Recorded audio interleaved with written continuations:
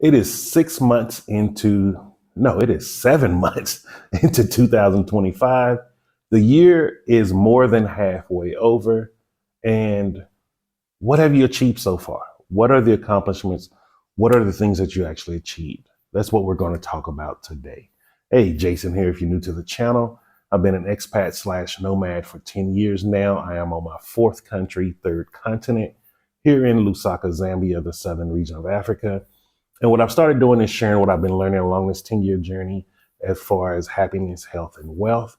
And most importantly, if you're thinking about becoming an expat or already one, just sharing with you opportunities that I'm seeing here on the ground in Lusaka, Zambia, because there's a lot of opportunities here. And you need to know, man, it's so much more to these countries that's being marketed.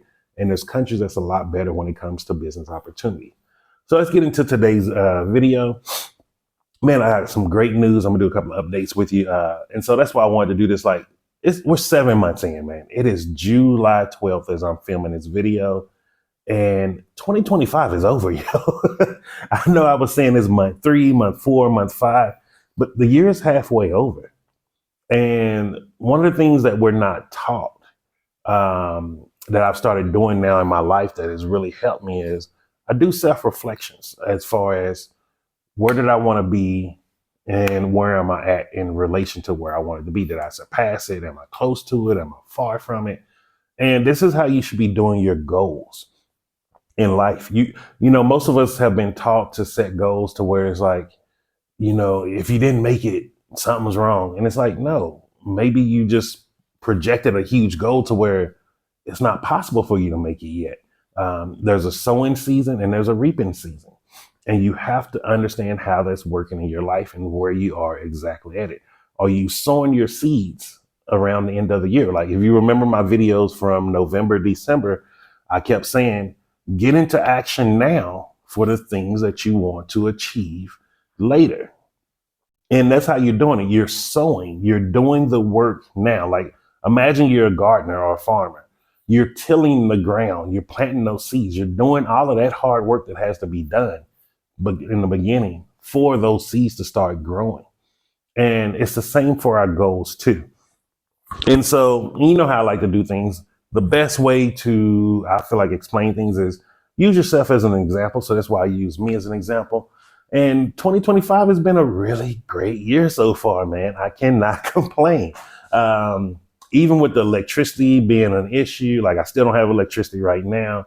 I had to cut my power station off to the internet just because it was making up too much noise while I was filming and I didn't like all the humming. But this has been a great year, man. I have purchased land from the town council out in Chasefu. I was able to get land.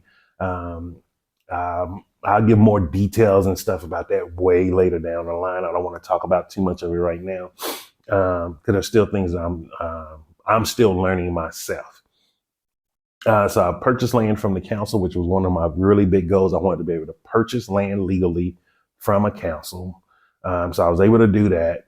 I have my plots in Westwood. I'm about to start building my shops. I'll probably be starting that next month or September, just depending on if I'm going to SA and how long I have to be there. I'm about to buy a car. I'm actually purchasing a car either this month or next month too, to put on Yango to start bringing in income. And that's going to tie into some more in this video too. So make sure you hear all of that. And then I got my Starlink satellite working. Lusaka just now opened up to where you can register your Starlink back on the network. So I was able to get a spot on the network. My Starlink is sitting right over there. It's working, been running great. I'm actually going to see how it works with uploading this video.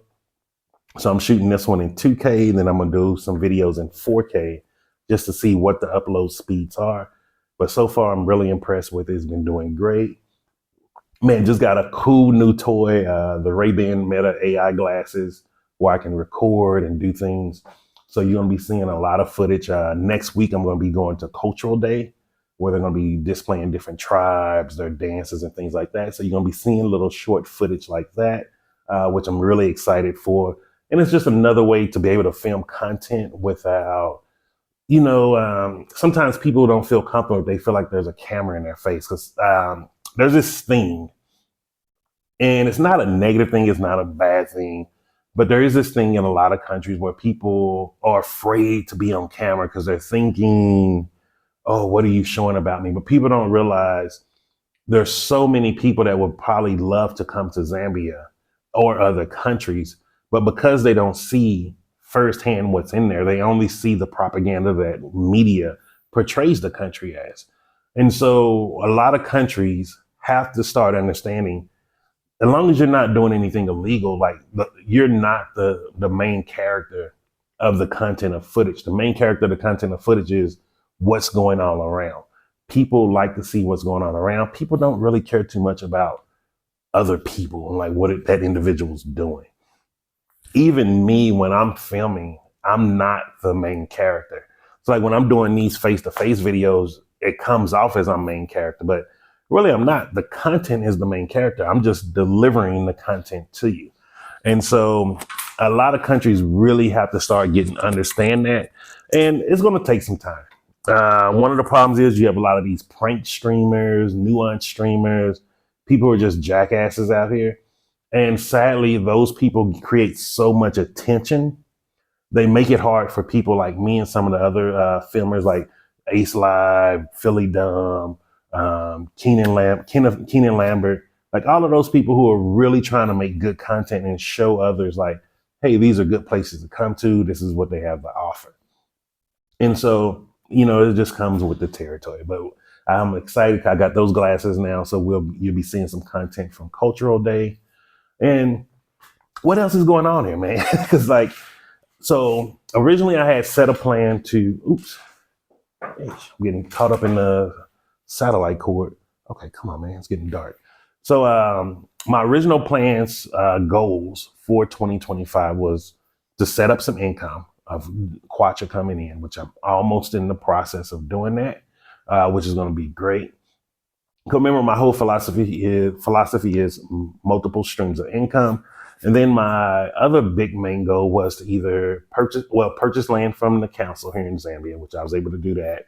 I want to be able to purchase some land in South Africa, which I'm working on that, but I think I'm going to push that one to next year, just because I'm juggling a lot of things right now.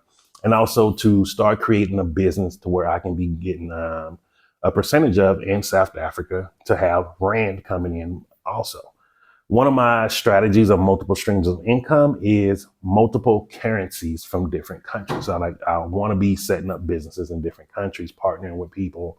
And that way, it's not only bringing in money, but it's bringing in different currencies. And that's a way to protect yourself. If you're going to be an international traveler, don't be too dependent on just one currency. Even if you're earning dollars, pounds, euros, whatever, that currency can drop one day. Like here now, people are saying the US dollar has declined here in Zambia. The kwacha has went up.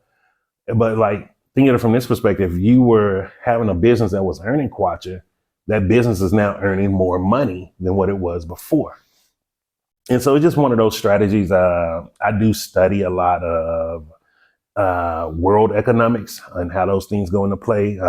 So just a strategy that I'm doing with my strategy of multiple streams of income.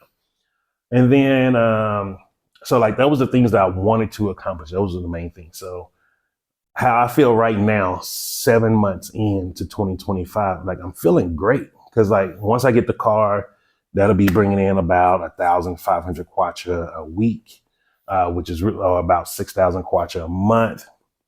Now, grand scheme of things, that's $216 a month. Most people will be like, man, that's not a lot of money, but that's bringing in a 10% return of interest on my investment into the car. That's a good amount of money. The first year of the car will just be getting into the black. And then once I'm in the black, it's all profit after that. That's a way that you have to look at certain forms of business. Looking into some other things, I don't want to talk about those on camera yet until I get more information. And I know some people, and I know you may be one of them too, Jason, why you be holding back so much? I want to give you accurate information. I don't want to give you opinionated information, not even my opinion. And I don't want to give you information that may be outdated or just incorrect. This is why I'm very cautious on the things that I actually disclose that I'm doing, but also, you know, don't just take my word as gold. And I know you'd be like, Jason, but you want us watching the channel? Yes, I want you to watch the channel, but dude, there's a lot of scammers out here, man. Like, don't let yourself get scammed. Don't let yourself get, it's too easy to play with people's emotional cords and to get a desired outcome out of them. If you study psychology a lot, if you study marketing a lot, you will really understand what I'm talking about.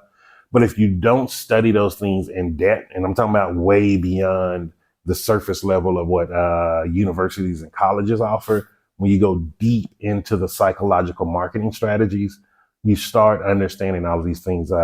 Neuro-linguistic programming, NLP.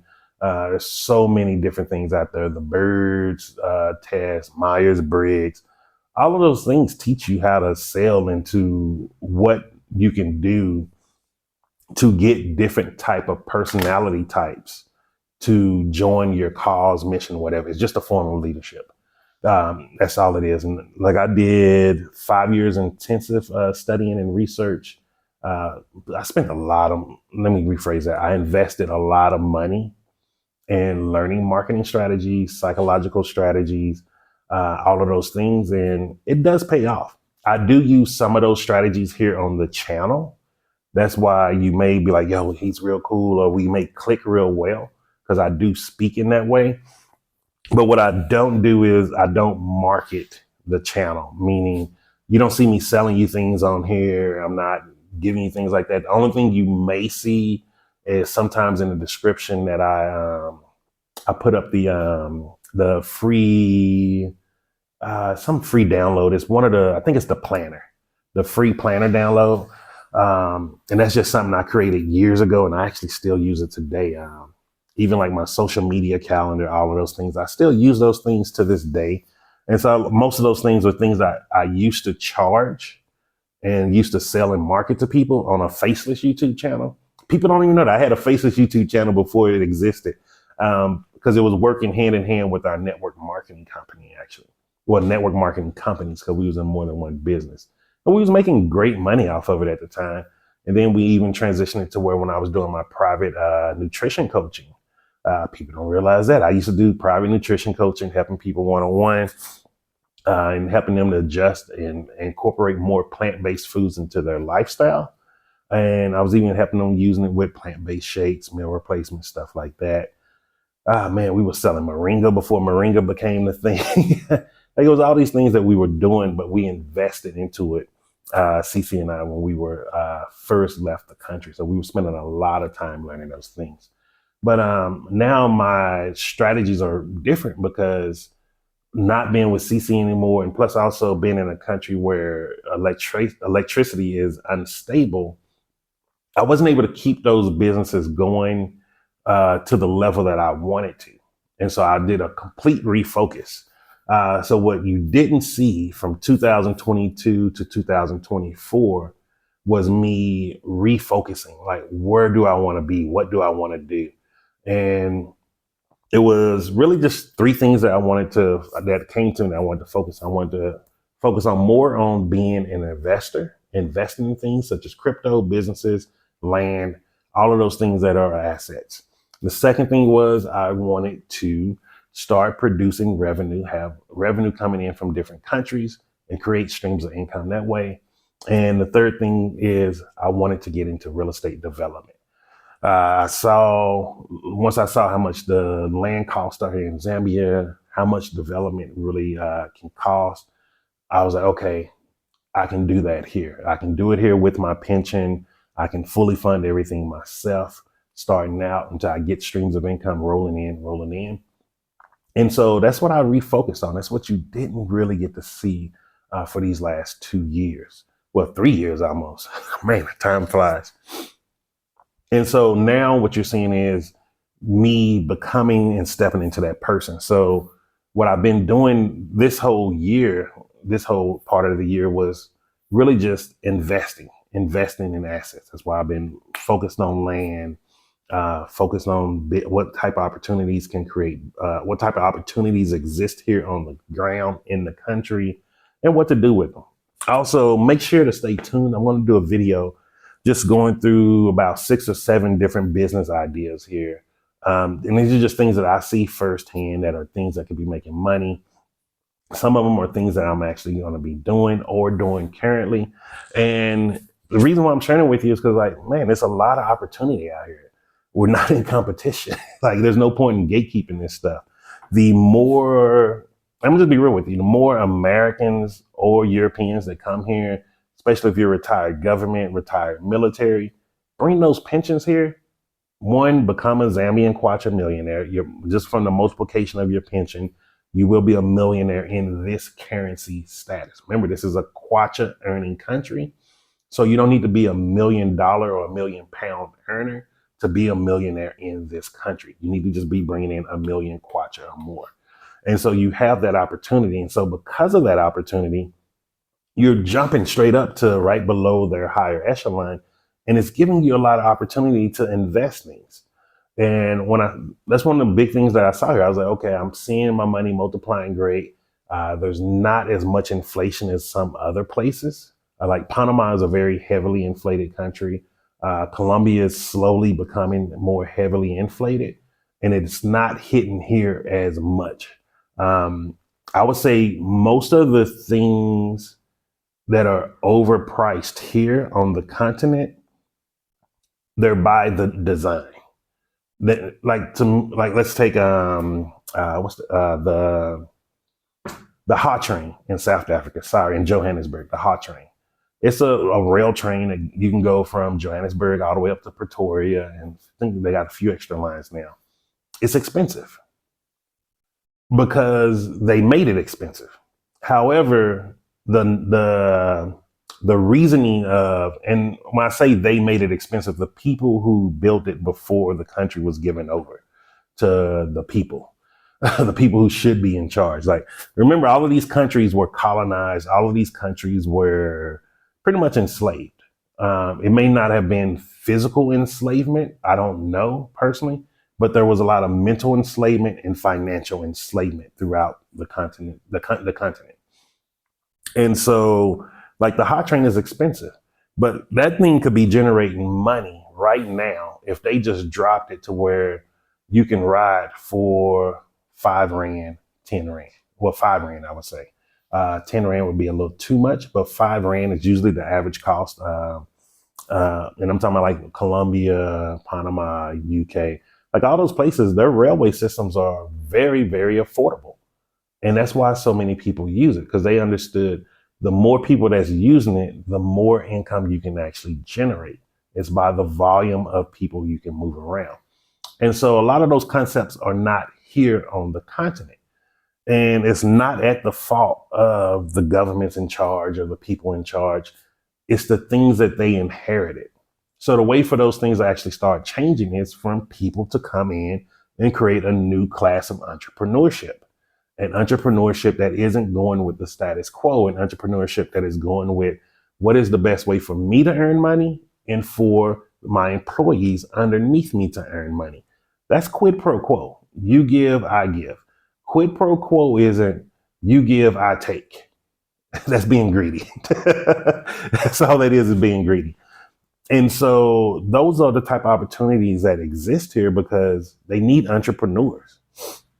And this is why I've been really focused on what are money producing activities, what are things that I should be investing in, how much I should invest in. Like, you have to do your due diligence. Just because people have the same melanated skin as you or pigmentations as you, it don't mean they're there for your best interest. And even us coming here, what is that? Sorry. Oh, nothing. Even us coming here as Black Americans or Black UK diasporans, whatever you call yourself, there's going to be people who just thinking you coming from money and you're rich and all of that. And I'm going to do a video about that too, like how you should really approach coming to any country, not just Zambia, any country in the world. Everyone has this stigma that the United States, America is the best place in the world. Everybody's rich. I can already see you saying bullshit. And but that's what people think. And so, like, I had a person here They was like, oh yeah, this farmland in Chongwei, you can get some really good land for like 200,000 kwacha. Not knowing I've already seen land out there for like 5 to 10,000 kwacha. But like that is what people are going to do to you. People are going to try to rip you off. And so you have to do your due diligence. So that's what this year has been about, doing due diligence, getting into little deals, finding these things, finding the perfect niche, but the market of the area. Like if you see stuff online, it is not the actual price of the country. And this goes for anywhere in the world that you go. If you see places rented online and they're showing you 700 to 1,300 USD, cut that by 75%, and then you're looking at the real cost of what's there. It doesn't mean that there's not people who don't pay that much money, but what I'm telling you is those prices are looking just for people who are using the internet. People on the ground here in Zambia do not use the internet. Everything is done mainly by word of mouth or who you know. And so, and that includes real estate too. Like you have to meet people that know people that do stuff.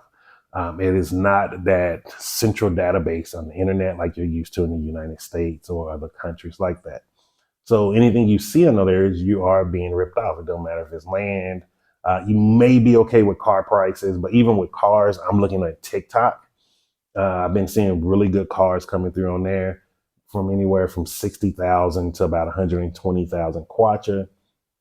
And so that's really good prices. That's about 2,000 to 5,000 US dollars. And I'm actually looking at to start out in the business, just getting something for about 2,000 bucks. That's about it. And that's why I say with a 10% interest every month, that's really good. Realistically, if there's no maintenance that needed to be done by no me, because like when I buy used cars, I do tune up, change the battery out, make sure the tires are good. And then I may do the water pump, thermostat, and all of that.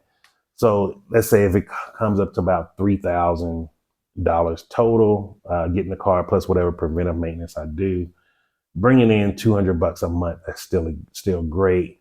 By the end of the year, that would bring 2,000. By 1 year, that would bring 2,400 bucks. That would make me just 600 shy of breaking even, or 3 more months.